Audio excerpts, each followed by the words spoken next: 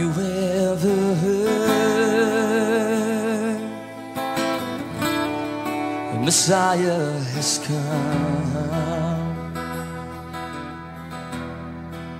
It says in his word.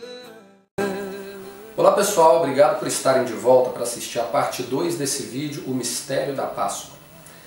Se você não assistiu a parte 1, eu recomendo que assista primeiro a parte 1 antes de continuar aqui, para que você possa entender todo o contexto do que nós vamos estar falando. Mas de qualquer maneira, eu vou estar dando uma pincelada no que foi falado no vídeo 1, para que a gente possa manter um raciocínio em busca da solução para o problema que foi apresentado ali. Como eu falei no vídeo 1, a morte e ressurreição de Jesus, sem dúvida nenhuma, é o evento mais importante da história da humanidade. E é a base, é o fundamento de toda a fé cristã. Como Paulo nos diz, se Jesus não ressuscitou, a nossa fé é em vão. Nós não temos esperança nenhuma. Por essa razão, é extremamente importante levarmos a sério tudo o que diz respeito a esse evento. Infelizmente, muita gente acha que a única coisa que importa é que Jesus ressuscitou e ponto final. Mas se as coisas realmente são assim, o que nos diferencia de alguém que acredita em Buda, em Krishna ou Maomé, ou em qualquer outra pessoa que se auto-intitula um porta-voz do verdadeiro Deus, ou então a manifestação do próprio Deus? Se nós não somos capazes, ou não nos interessa, testar e averiguar a autenticidade da informação que a Bíblia nos dá, então nós não passamos de mais um grupo religioso no mundo que é fruto da imaginação e da criatividade humana. A própria Bíblia nos ensina em Isaías 48, de 8 a 10, que a profecia bíblica, ou seja, a capacidade de Deus de anunciar o fim desde o princípio com tamanha perfeição e exatidão, é a garantia que nós temos de que nós estamos seguindo o único e verdadeiro Deus. Portanto, aplicando esse princípio à pessoa de Jesus, que é o Verbo que se fez carne, se torna essencial comprovarmos que a sua profecia com relação à sua morte e ressurreição, o único sinal dado por ele para comprovar a sua autoridade e autenticidade, se cumpriu com perfeita exatidão.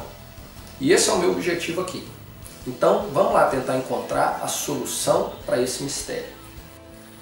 Nosso ponto de partida é a profecia de Jesus que liga os acontecimentos em torno da vida do profeta Jonas ao período da sua morte e ressurreição. No primeiro vídeo nós tivemos a ajuda do Dr. Aleph, que nos ajudou a solucionar esse mistério da ligação entre a história de Jonas e a morte e ressurreição de Jesus. Então ele fez questão de participar desse vídeo de novo. Então Aleph, vem cá ajudar a gente com esse problema. Aleph, conta pro pessoal, quantos dias Jonas ficou na barriga do peixe? 3 days and 3 nights. 3 dias e 3 noites, não é isso? E quantos dias Yeshua falou que ia ficar dentro da terra? Assim. Quantos dias? 3 days and 3 nights. 3 dias e 3 noites. Então, como nós sabemos, Jesus foi colocado no sepulcro. Depois você volta para ajudar o papai mais. Tá bom. Tá bom? Como nós sabemos, Jesus foi colocado no sepulcro bem próximo do horário do pôr do sol. E de acordo com a narrativa bíblica, em João capítulo 20, no versículo 1, quando as mulheres foram ao sepulcro na madrugada de domingo, o sepulcro já estava vazio. Sendo assim, se nós levarmos em consideração o modelo tradicional cristão que narra os fatos em torno daquela Páscoa, como nós vimos no vídeo 1, se torna impossível encontrarmos 3 dias e 3 noites entre o pôr do sol de sexta-feira e o nascer do sol de domingo. Simplesmente é impossível. Isso faz com que a profecia de Jesus seja falsa, o que o desqualifique como o Messias e impossibilita que ele seja alguém que pagou o preço pelos nossos pecados. Por isso que é extremamente importante a gente encontrar uma resposta coerente que confirme aquilo que Jesus profetizou. Para resolver esse problema, nós temos que acrescentar algumas outras peças ao quebra-cabeça. A primeira delas é o seguinte: além de afirmar que ele estaria 3 dias e 3 noites no seio da terra. Jesus também afirmou em Mateus 17, 23, que ele ressuscitaria ao 3º dia. Ele não disse na 4ª noite, ou na 3ª noite, ou no 2º dia, ou no 4º dia. Por diversas vezes, em todo o Novo Testamento e em todos os Evangelhos, Jesus repetidamente fala que ele ressuscitaria ao 3º dia. Para a gente entender essa questão de dia, é importante sabermos que, segundo o modelo bíblico, o dia começa com a noite. Portanto, o pôr do sol determina o fim de um dia e o início de um novo dia. E então você tem a noite, o dia, isso dá um dia inteiro. Você tem a noite e o dia, e dá um outro dia inteiro, e a sequência continua assim. Então, o pôr do sol, o dia começa com a escuridão e termina com o dia. Portanto, para Jesus ter ressuscitado no 3º dia, automaticamente é necessário que 3 noites tenham ocorrido antes que Jesus tenha ressuscitado. O segundo ponto que nós temos que saber é que em João 31 nos informa que Jesus foi sepultado na véspera de um grande sábado. Em Levíticos 23, Deus estabelece as normas, as regras que regem as festas bíblicas, entre elas a Páscoa. E de acordo com o que Deus estabeleceu, durante o período da Páscoa, existem sábados que são diferentes do sábado semanal. Esses são chamados os sábados festivos ou sábados especiais, grandes sábados. Por exemplo, na Páscoa, o 10º dia 4º do 1º mês do ano é onde se sacrificava o Cordeiro Pascal. O dia 15, o dia imediato após o sacrifício do Cordeiro Pascal, se dava início à festa dos pães ázimos. E esse 1º dia deve ser celebrado como um sábado festivo, um grande sábado. Portanto, independente do dia da semana que o 14º dia ocorra, o dia seguinte sempre será um sábado. Se o 14º dia acontecer numa segunda-feira, a terça-feira vai ser um sábado. Se ele ocorrer numa quarta-feira, a quinta-feira vai ser um sábado. Portanto, a gente tem que ter essa ideia em mente para entender que não necessariamente o fato dos evangelhos dizerem que Jesus foi sepultado à véspera de um sábado, ele está se referindo à sexta-feira. Ele pode estar se referindo a qualquer dia da semana, inclusive ao próprio sábado. O terceiro ponto que devemos considerar é que é a chave que nos ajuda a posicionar com precisão a data da morte de Jesus. Em Marcos 15, versículo 42 e 43, nos diz assim: E chegado à tarde, porquanto era o dia da preparação, isto é, a véspera do sábado, chegou José de Arimateia, senador honrado, que também esperava o reino de Deus, e ousadamente foi a Pilatos e pediu o corpo de Jesus. E ele continua em Marcos 15, versículo 47 e 16:1, aonde nos diz: E Maria Madalena e Maria, mãe de José, observavam onde o punham. E passado o sábado, Maria Madalena e Maria, mãe de Tiago, e Salomé compraram aromas para irem ungí-lo.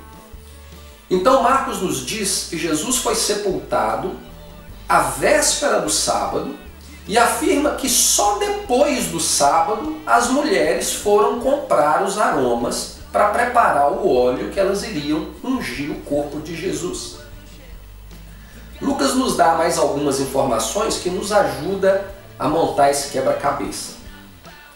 Lucas 23, 50 a 56, lê assim: E eis que um homem, por nome José, senador, homem de bem e justo, que não tinha consentido no conselho e nos atos dos outros, de Arimateia, cidade dos judeus, e que também esperava o reino de Deus, esse, chegando a Pilatos, pediu o corpo de Jesus. E havendo-o tirado, envolveu num lençol e pô-lo num sepulcro escavado numa penha, onde ninguém ainda havia sido posto. E era o dia da preparação e amanhecia o sábado. E as mulheres que tinham vindo com ele da Galiléia seguiram também e viram o sepulcro e como foi posto o seu corpo. E voltando elas, prepararam especiarias e ungüentos, e no sábado repousaram conforme o mandamento. Aqui nós temos um problema. Lucas nos diz que após prepararem o óleo da unção, as mulheres descansaram o sábado conforme o mandamento. Mas espera aí, elas descansaram depois ou antes do sábado? Como conciliar o relato de Marcos e de Lucas? Eu moro em um bairro de judeus ortodoxos há quase 8 anos. E os judeus ortodoxos, eles são no que na Bíblia nós chamamos de fariseus. Eles são a continuidade dos fariseus. E conforme Marcos nos informa, Jesus foi sepultado no dia da preparação para o início da festa dos pães ázimos. Os dias que antecedem essa data são os dias mais agitados em uma comunidade judaica. É uma loucura só. Todas as casas são limpas com extremo detalhe. Todo fermento deve ser removido das casas. No caso dos ortodoxos, eles vão além do fermento. Todo tipo de alimento ou de material que tenha entrado em contato com fermento durante o ano é completamente descartado. O dia imediato antes do início da festa dos pães ázimos, os homens têm a responsabilidade de entrar dentro de casa e fazer uma vistoria em todos os cômodos da casa para ter certeza que nada foi esquecido. Naquele dia, eles pegam os utensílios que ainda eles estão usando e que tiveram contato com algum tipo de fermento, por exemplo, escova dental, a mamadeira das crianças, eles recolhem esses materiais e esses materiais então são incendiados, eles colocam fogo nele. Nesse dia que antecede o sábado festivo, a possibilidade de você encontrar um comércio de judeu aberto depois de 1 ou 2 horas da tarde é exatamente zero. E isso nós dizemos nos dias de hoje. Nos tempos de Jesus, as coisas eram ainda mais complicadas. Porque a festa da Páscoa era uma festa onde todo judeu era obrigado, todo judeu do mundo, ele era obrigado a viajar até Jerusalém para poder festejar essa festa e adorar a Deus durante ela. O historiador judeu Joséfo, ele fala que durante a festa da Páscoa, 250 mil cordeiros eram sacrificados no mesmo dia, num único dia, no Monte do Templo. Todos esses cordeiros pertenciam a uma família que ou morava em Jerusalém ou estava hospedada em algum lugar em Jerusalém. Eles deveriam então levar o cordeiro, além de fazer toda a limpeza, toda a remoção do fermento, não só das suas casas, mas na verdade o fermento deveria ser removido completamente da terra de Israel. Além de fazerem isso, no dia da preparação eles tinham que levar o cordeiro até o templo, sacrificá-lo, trazê-lo de volta para casa, assá-lo antes do pôr do sol, porque no pôr do sol ele já deveria estar pronto para que eles pudessem ceiar com a família entrando na festa dos pães ázimos. Portanto, acreditar que logo depois das mulheres terem visto Jesus ser colocado no sepulcro, provavelmente alguns minutos ou talvez 1 hora antes da entrada do sábado festivo, elas tenham tido tempo para fazer compras, encontrar um comércio aberto em Jerusalém nesse dia, ir para casa, preparar o óleo da unção, fazer todo o trabalho que precisa ser e então descansar o sábado. Nós podemos dizer, sem medo de errar, era impossível. Além disso, a gente tem que lembrar que essas mulheres também possuíam famílias. E eles tinham a responsabilidade diante de Deus, mesmo em meio a todo aquele sofrimento pela qual elas estavam passando, eles tinham a responsabilidade de cumprir as obrigações que diz respeito à celebração da Páscoa. Então, a chance delas terem feito qualquer tipo de compra ou preparado qualquer tipo de material 1 hora, 2 horas ou até mesmo 3 horas antes da entrada do sábado festivo é zero. Além de ser impossível, historicamente falando, essa ideia ainda contradiz aquilo que Marcos fala, porque Marcos fala que as mulheres saíram para comprar o óleo e as especiarias depois do sábado. Então, a única maneira da gente reconciliar e se tornar, harmonizar o relato de Lucas e o relato de Marcos é se existiram dois sábados distintos. Então vamos testar algumas hipóteses e ver como que isso tudo harmoniza com a profecia de Jesus. Levando em consideração que Jesus foi colocado no sepulcro 1 hora antes do pôr do sol daquele sábado festivo, vamos analisar algumas opções que podem nos ajudar a ver se a profecia de Jesus realmente se cumpriu. Para isso, nós vamos pedir ajuda de novo para o Aleph. Aleph, vem aqui ajudar a gente. Então fica aqui com o papai, aqui do lado, para o pessoal poder ver. Vamos ver a nossa primeira opção. A primeira opção é aquela que foi apresentada no vídeo 1, que seria a morte de Jesus numa sexta-feira e a sua ressurreição no domingo. Na verdade, nem Einstein seria capaz de encontrar 3 dias e 3 noites entre o pôr do sol de sexta-feira e o nascer do sol de domingo. De qualquer maneira, vamos contar. Aleph, conta pra gente. Quantas luas que nós temos aqui? Sábado, amigo. É sábado e domingo. Mas quantas luas que nós temos? Lua. Moon. One, two. Nós temos 2 luas. E quantos sóis que nós temos? This size one and this is 10 ones. É bem pequenininho. E esse? Então quantos que nós temos? 1, 2, 3. 3 times. Olha, mesmo se nós contarmos que Jesus sendo sepultado 1 hora antes do pôr do sol, fica de lado aqui, para o pessoal ver. Jesus sendo sepultado 1 hora antes do pôr do sol, e esse 1 hora a gente considerar como um dia inteiro, e nós considerarmos que ele tendo ressuscitado no nascer do sol do domingo, ainda assim se torna impossível que a profecia de Jesus seja verdadeira, porque nós não temos a noite de sexta-feira, e Jesus ele foi muito específico em dizer que ele ficaria 3 dias e 3 noites. Então, eu peço a vocês acham que isso aqui parece 3 dias e 3 noites? Não, Aleph? Pois é, o Dr. Aleph já tomou a decisão. Isso não parece 3 dias e 3 noites, não vai ser 3 dias e 3 noites nunca. Mas nós temos uma segunda opção. Aleph, fica aqui do lado pra gente. Nessa segunda opção, Jesus teria morrido numa quinta-feira e ressuscitado no domingo. Se nós ignorarmos dia e noite como períodos distintos e considerarmos que a pequena parte de um dia ela vale por um dia inteiro, nós poderemos encontrar 3 dias e 3 noites entre quinta e domingo. Mas vamos ver o que esse resultado nos dá.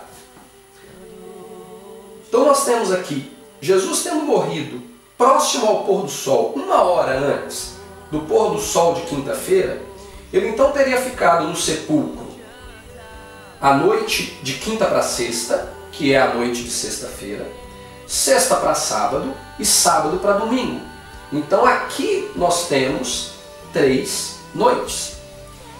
E ele teria ficado o dia de quinta-feira, considerando que a pequena parte da quinta-feira vale pelo dia inteiro, então ele teria ficado o dia de quinta-feira, o dia de sexta-feira e o dia de sábado, tendo ressuscitado na manhã de domingo, conforme a tradição cristã defende. Só que esse quadro gera 2 problemas. O primeiro problema é o seguinte: se Jesus morreu na quinta-feira, a sexta-feira deve ser considerado como um sábado festivo. E esse sábado festivo, ele emenda com o sábado semanal. Então nós temos 48 horas no qual não existem comércios abertos em Jerusalém, no qual não se compra nem se vende nada e não se faz nenhum tipo de trabalho. Só que como Marcos nos diz, passado o sábado em que Jesus havia sido sepultado antes dele, as mulheres saíram para poder comprar os utensílios para preparar o óleo da unção. E Lucas fala que depois de elas terem trabalhado aquele óleo, comprado aquele óleo e trabalhado elas descansaram o sábado conforme o mandamento. Então aqui não existe espaço para que essas coisas aconteçam. Mas o mais sério disso tudo é o seguinte: se nós estamos considerando que a pequena parte de um dia vale por um dia todo, então nós temos que considerar que, assim como a quinta-feira vale por um dia, a ressurreição na manhã de domingo também deve valer por um dia. Então, além de nós não conseguirmos conciliar Marcos e Lucas, nós temos um problema mais sério, que é Jesus tendo ressuscitado no quarto dia. E inúmeras vezes, em todos os evangelhos, Jesus deixou muito claro que ele ressuscitaria ao terceiro dia. Portanto, acreditar que Jesus tenha morrido numa quinta-feira é tão falso quanto acreditar que Jesus tenha morrido numa sexta-feira. Mas vamos ver uma terceira opção.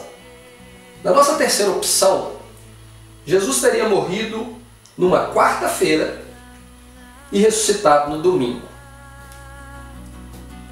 Com a morte na quarta-feira, nós resolveríamos o problema da contradição entre Marcos e Lucas. Porque aqui nós temos a quinta-feira sendo o sábado festivo. Então Jesus foi sepultado 1 hora antes do pôr do sol.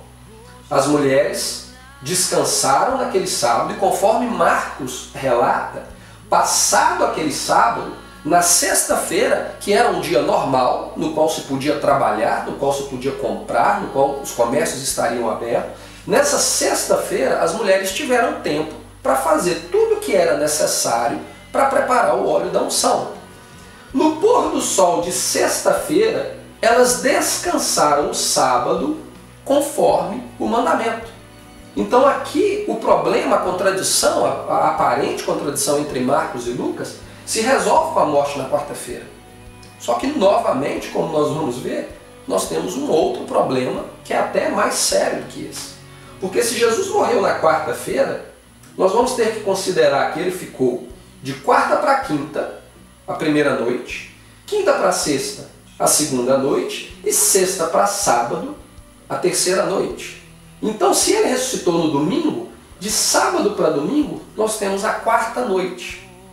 E da mesma forma, se nós considerarmos a parte de um dia como sendo um dia inteiro, nós teremos um dia, 2 dias, 3 dias, 4 dias. Então, Jesus não só teria ressuscitado na quarta noite, mas se ele ressuscitou na manhã de domingo, ele teria ressuscitado no quinto dia. E isso se torna ainda mais improvável que ele tenha ressuscitado na quarta-feira e tenha morrido na quarta-feira e ressuscitado no domingo. Diante desse quadro, só nos resta 2 opções. A primeira é admitir que nós possuímos uma fé cega e que não nos importamos realmente com a verdade. Nós simplesmente tomamos a decisão de acreditar em Jesus e a nossa escolha não é muito diferente daqueles que resolveram acreditar em Buda, em Krishna, em Maomé ou em qualquer outro. Simplesmente é uma questão de escolha. A segunda opção é admitirmos que fomos enganados por toda a vida pelo nosso sistema religioso, que nos ensinou que Jesus ressuscitou no domingo. Isso mesmo que você escutou. A única possibilidade de fazermos com que a profecia de Jesus seja coerente e seja harmoniosa com o relato dos evangelhos é se Jesus não ressuscitou no domingo. E aí você pode me perguntar, mas como assim, Marcelo? A Bíblia fala que Jesus ressuscitou no domingo. Não, a Bíblia não fala que Jesus ressuscitou no domingo. As nossas traduções dizem que Jesus ressuscitou no domingo, mas não necessariamente é aquilo que está escrito nos originais. Conforme nos relata 3 dos 4 evangelhos, as mulheres teriam ido ao sepulcro de Jesus de madrugada, enquanto ainda estava escuro, e Jesus já não se encontrava mais no sepulcro. Portanto, Jesus ressuscitou em algum tempo entre o sábado e a madrugada de domingo. Mateus 28, versículo 1, fala o seguinte: E no fim do sábado, quando já despontava o primeiro dia da semana, Maria Madalena e a outra Maria foram ver o sepulcro. Como nós sabemos, o dia inicia-se com o pôr do sol. Portanto, Mateus não se está se referindo ao despontar do primeiro dia da semana como o nascer do sol de domingo. O fim do sábado é o pôr do sol e o despontar do primeiro dia da semana é a escuridão. Portanto, ele está falando de noite. As mulheres foram de noite no sepulcro. Em Lucas 24, versículo 1, fala o seguinte: E no primeiro dia da semana, muito de madrugada, foram elas ao sepulcro, levando as especiarias que tinham preparado, e algumas outras com elas. Portanto, Lucas deixa muito claro: muito de madrugada elas foram no sepulcro, e ele não estava lá. João 20, versículo 1, nos fala o seguinte: E no primeiro dia da semana, Maria Madalena foi ao sepulcro de madrugada, sendo ainda escuro, e viu a pedra tirada do sepulcro. Portanto, na madrugada de domingo, ainda escuro, muito de noite, Jesus já havia ressuscitado. O único evangelho que supostamente afirma que Jesus teria ressuscitado na manhã de domingo é o evangelho de Marcos, onde se lê assim: Marcos 16, versículo 9. E Jesus, tendo ressuscitado na manhã do primeiro dia da semana, apareceu primeiramente a Maria Madalena, da qual tinha expulso 7 demônios. Para resolver essa aparente contradição, nós temos que entender que os evangelhos foram escritos em grego e, na sua forma original, os evangelhos não possuem capítulos, versículos e também não possuem pontuações como ponto final e nem mesmo vírgulas.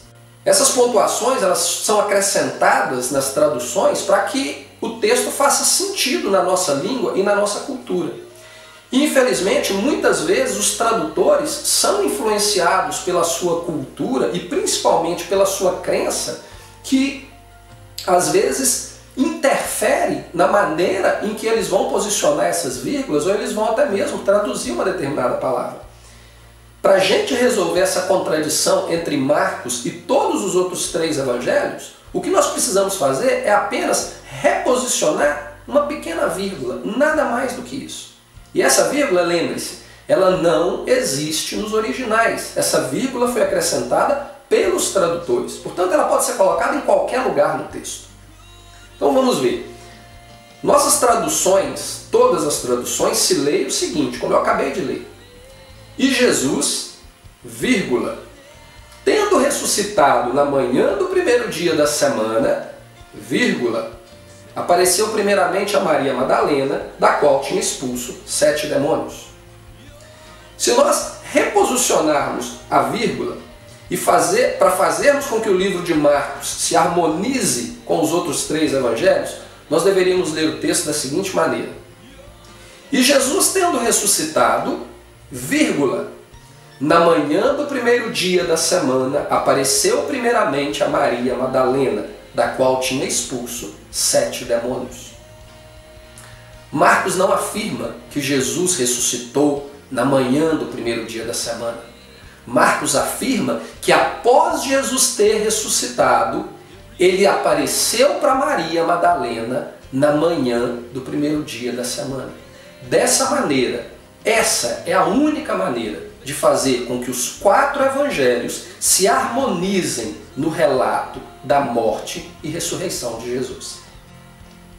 Sendo assim, vamos analisar a nossa última opção com relação à morte e ressurreição de Jesus. Na nossa última opção, Jesus morreu em uma quarta-feira e ressuscitou em um sábado.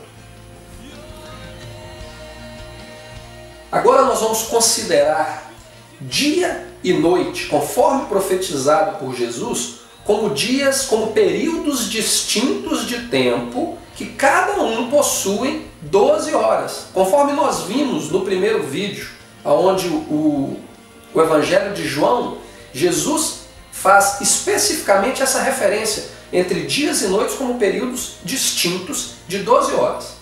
Então, levando em consideração a perspectiva de Jesus, não a perspectiva cultural do judeu ou a perspectiva teológica da igreja, mas a perspectiva de Jesus, de que dia e noite são períodos distintos, vamos ver como que essa situação se encaixa aqui. Jesus, tendo morrido na quarta-feira, ele foi sepultado provavelmente 1 hora antes do pôr do sol de quarta-feira. Então aqui nós temos, Jesus ficou no sepulcro por 1 hora na quarta-feira. Jesus então teria ficado a quinta-feira, toda a noite de quinta-feira e todo o dia de quinta-feira, que seria o sábado festivo. Então, as mulheres, após o sábado festivo de quinta-feira, elas tiveram toda a sexta-feira para fazer a compra, para prepararem os olhos e descansarem o sábado conforme o mandamento, se referindo ao sábado semanal. Portanto, nós temos que Jesus ficou 1 hora da quarta-feira, nós temos que Jesus ficou toda a noite de quinta e todo o dia de quinta. Jesus ficou toda a noite de quinta para sexta, que seria a noite de sexta, e o dia de sexta. E Jesus ficou toda a noite de sábado, e Jesus teria ficado no sepulcro até, provavelmente, por volta de 5 horas da tarde do sábado, quando então ele teria ressuscitado. Formando então 3 dias completos, porque a 1 hora da quarta-feira completa o terceiro dia, e 3 noites completas. O Senhor do sábado ressuscitou no sábado. Somente com a possibilidade de Jesus ter morrido na quarta-feira e ressuscitado no sábado, é que os 4 evangelhos se harmonizam com perfeição. Jesus ficou 3 dias e 3 noites no sepulcro, conforme a sua profecia. As mulheres compraram as especiarias e prepararam o óleo na sexta-feira, após o sábado festivo, e então descansaram o sábado semanal, conforme o mandamento.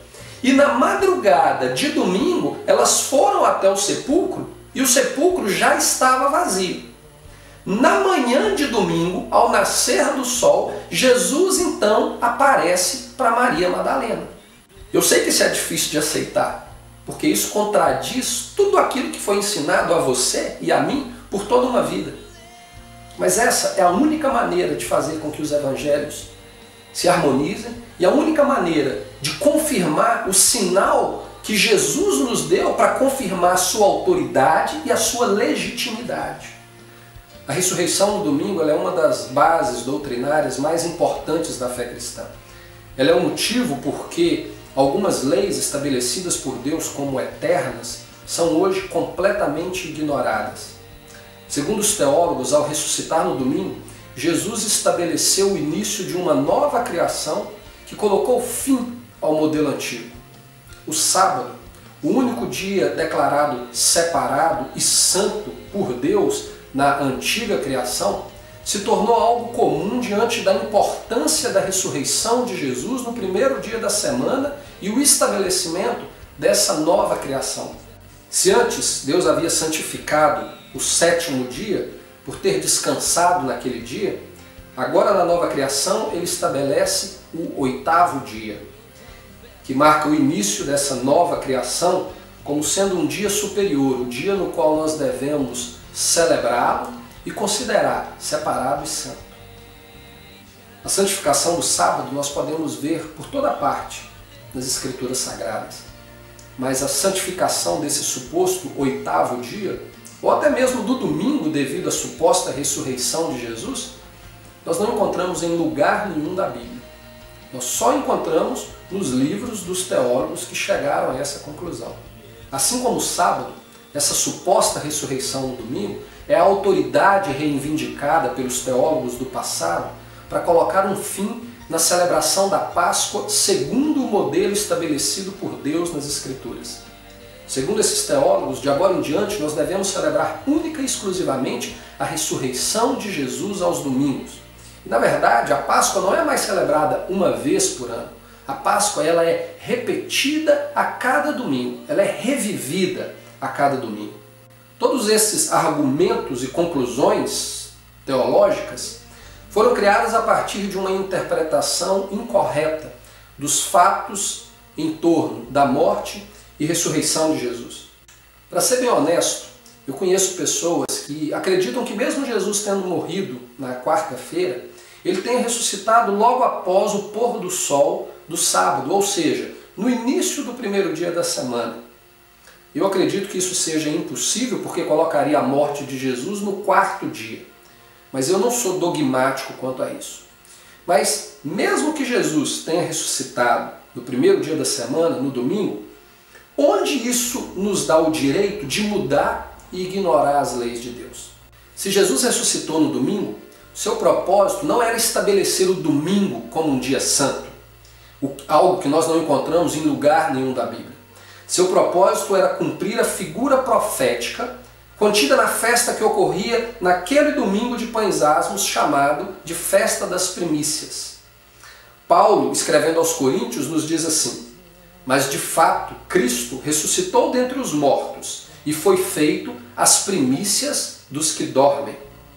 O foco de Deus jamais esteve no primeiro dia da semana, mas sim no cumprimento profético contido nas festas bíblicas de primavera que anunciavam a primeira vinda do Messias. Infelizmente, doutrinas e tradições de homens, influenciadas por culturas e situações e circunstâncias que esses homens viveram, têm desviado nossa atenção da verdade de Deus, destruindo a sacralidade daquilo que ele estabeleceu.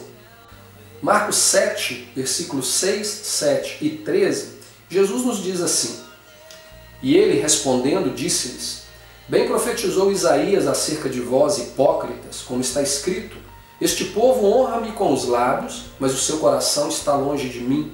Em vão, porém, me honram, ensinando doutrinas que são mandamentos de homens, invalidando assim a palavra de Deus pela vossa tradição, que vós ordenastes, e muitas coisas fazeis semelhantes a essa. Jesus estava se referindo aos fariseus, mas a realidade não é tão diferente nos dias de hoje. O cristianismo tem ignorado a lei de Deus para estabelecer as suas próprias tradições. Para encerrar, eu volto a citar o que Paulo escreveu aos Coríntios a respeito da festa da Páscoa.